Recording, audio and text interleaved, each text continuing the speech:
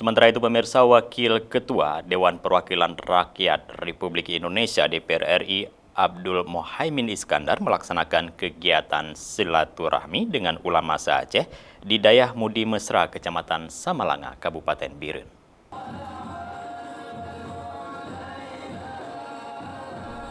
Wakil Ketua DPR RI Muhaimin Iskandar disambut dengan prosesi adat Aceh yang ikut ditepung tawari oleh ulama karismatik Aceh Teguh Usman Ali atau Abu Putakruang di Dayah Mudi Mesra, Samalanga.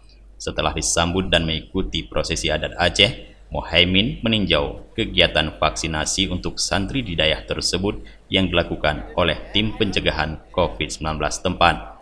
Pada kesempatan tersebut, Muhaimin juga sempat meninjau kondisi pembangunan Dayah Mudi Mesra yang masih dalam masa pembangunan. Muhaimin mengatakan kedatangannya ke Aceh tidak lebih dari bersilaturahmi dengan para ulama Aceh yang bertepatan dengan momentum peringatan Hari Santri Nasional ke-7 tahun 2021.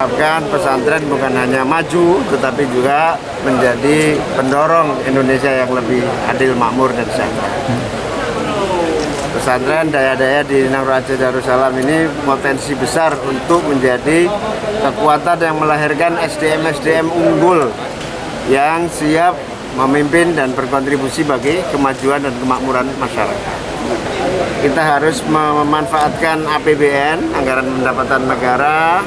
Kita juga harus memanfaatkan APBD, terutama membuat fasilitas daya-daya lebih baik lagi.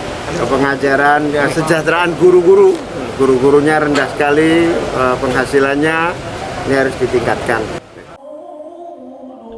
Menurut Muhaimin, pesantren dan dayah di Aceh memiliki potensi besar menjadi kekuatan yang melahirkan sumber daya manusia unggul ke depan yang siap memimpin dan berkontribusi nyata untuk kemajuan serta kemakmuran masyarakat Indonesia. Dari Biren, Tim Liputan Aceh TV melaporkan.